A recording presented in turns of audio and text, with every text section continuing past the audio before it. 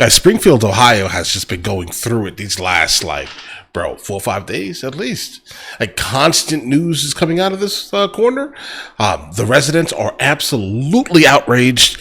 But let's go ahead and check this out immediately. Ohio residents rage at officials over the Haitian migrant surge, guys. This is a suggestion via Discord.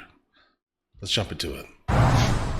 You look at Springfield, Ohio. You look at Aurora in Colorado.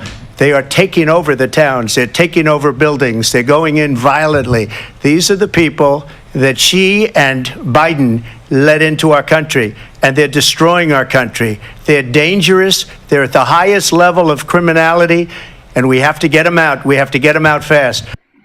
All right, so you see at this week's debate, former President Donald Trump sounding the alarm on American citizens struggling under the weight of people flowing into our nation from other countries. One city in particular, Springfield, Ohio, is in the national spotlight right now over the massive spike of Haitian migrants, some 15,000 who have arrived under the Biden-Harris Temporary Protected Status Program, or TPS. Guys, is the 15,000 the official number now? Because, again, the number has been all over the place. I've seen 15, I've seen 20, I've seen 35,000 migrants have been injected into that town. If 15 is a new number, then we'll go with 15 going forward. Who have arrived under the Biden-Harris Temporary Protected Status Program, or TPS. That makes them, through the program, legally here. Yeah. And again, I want to mention the number, small town, 15,000 have come into the city of just 60,000 in the past few years.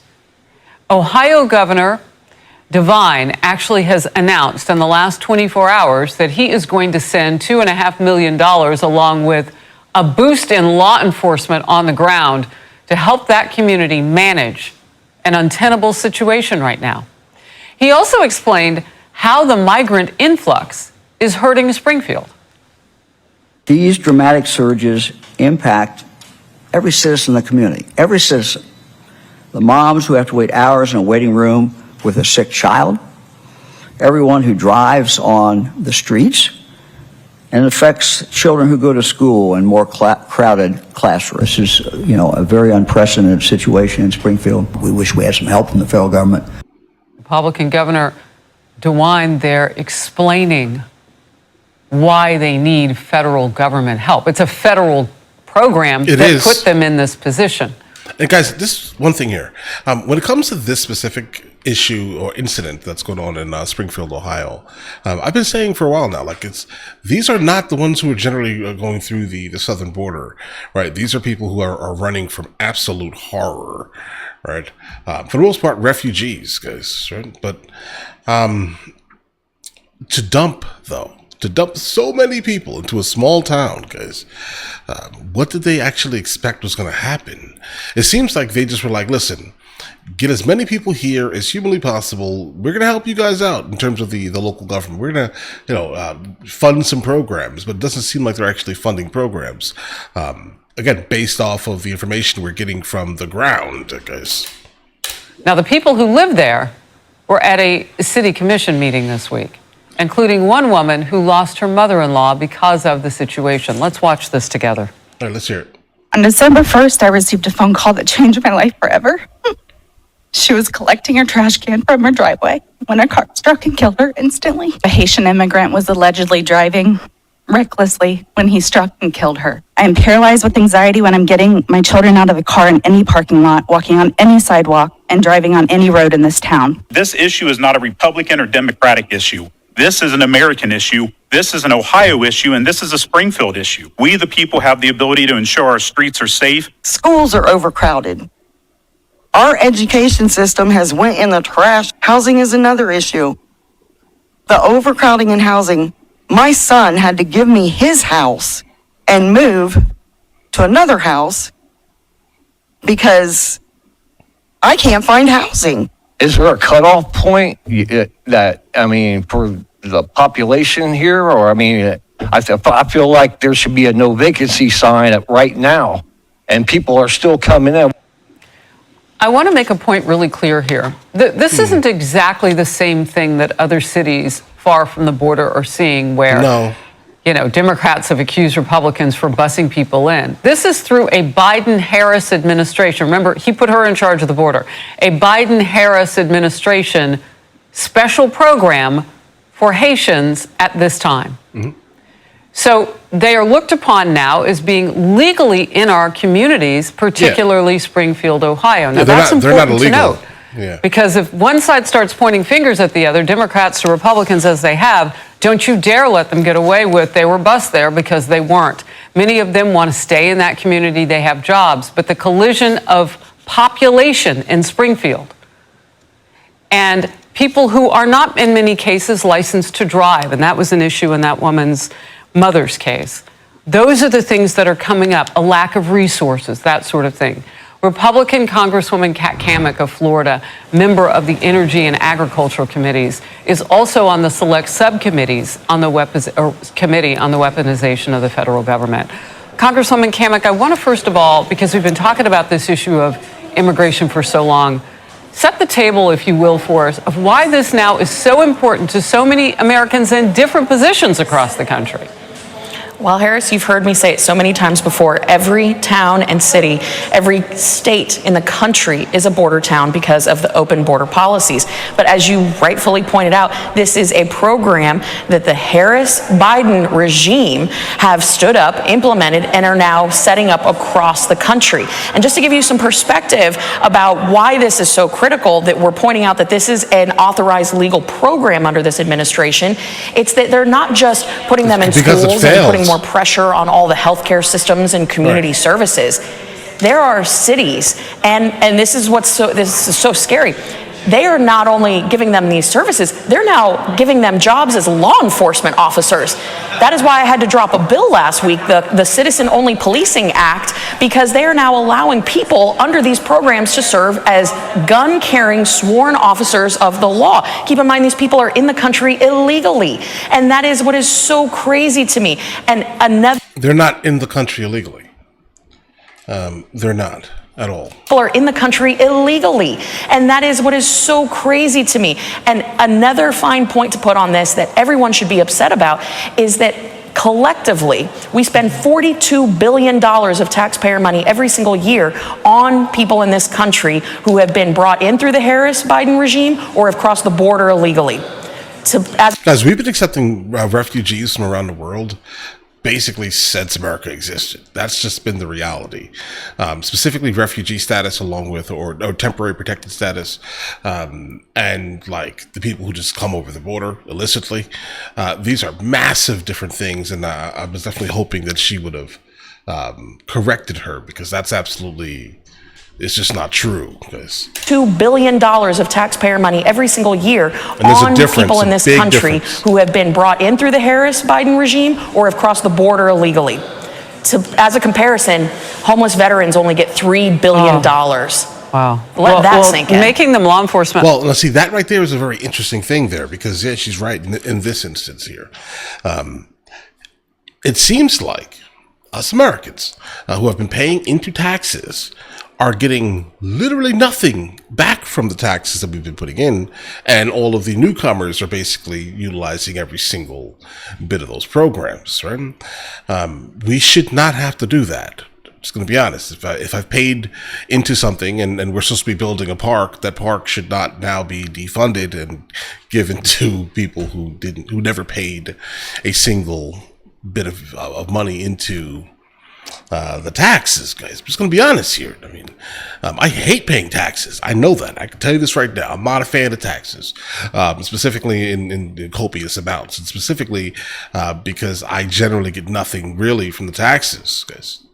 The roads, I mean, those are cool, but I'm not sure they should take that much. Most veterans only get $3 billion. Wow. Let that sink in. Making them law enforcement, I mean, they're not U.S. citizens. From what I'm understanding, some of them may be looked upon as legal in this country, but that doesn't make them citizens. All right, let's get to this. House Speaker Mike Johnson is now going... Wait a second. Hold on.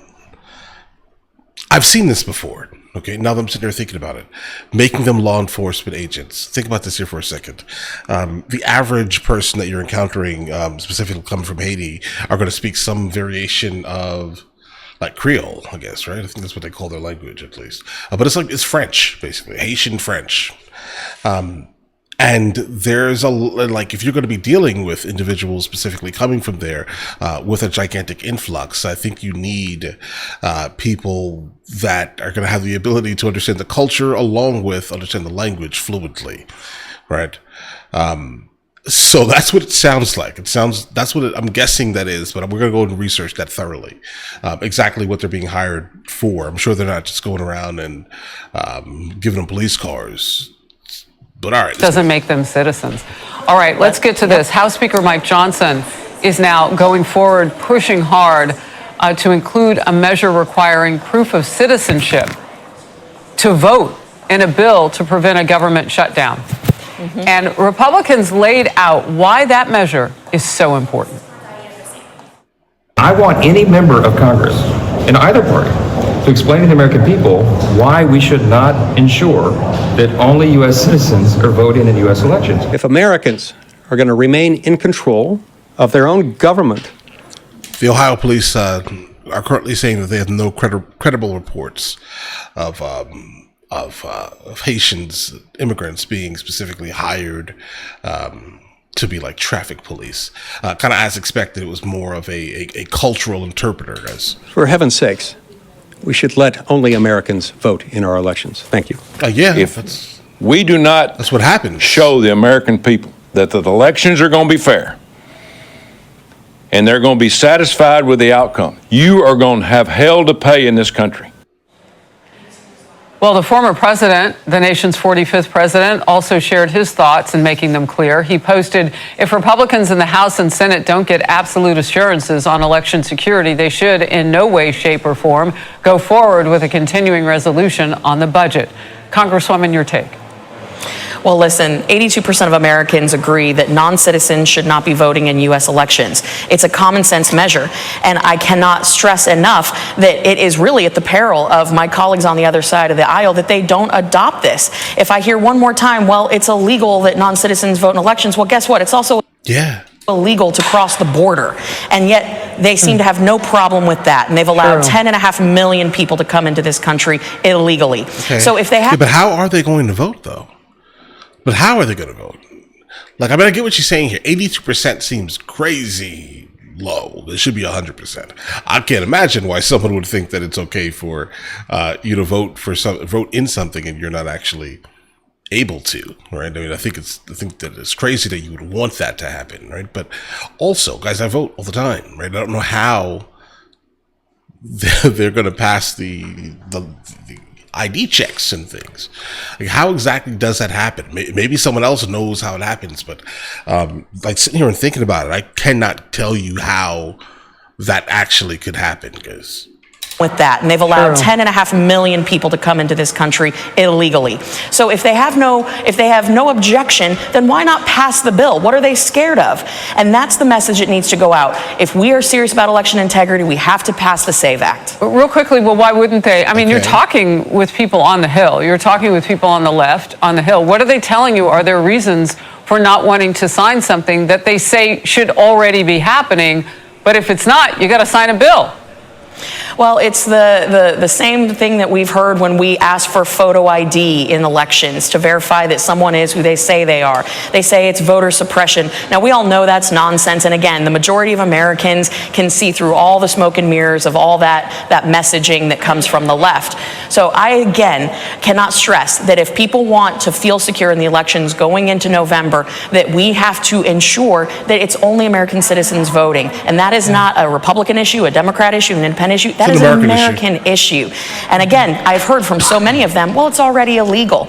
Well, again, I stress there are other things that are illegal that are happening under their watch. Exactly. And we have proof that it is happening. Right. At least there's a law against that, but still people do it. I've never been able to board a plane without showing an identification that had my picture on it. And now they're doing digital verification of your eyes and your face to whatever document you give them. Congresswoman, it is great to see you. Thank you very much. Hey. All right, guys. So this woman here, interesting, but she kind of lost me almost instantly when she's an elected official and doesn't understand the difference between someone that is literally within the temporary protective status and an illegal immigrant, right? That's, I mean, maybe she's just used to saying it all day long or something. That could be it. Maybe it was a Freudian slip, but that was a weird one personally for me. I would expect for you to be a little bit better than that, right? But guys, now I don't know how people have the ability or why they would even want to.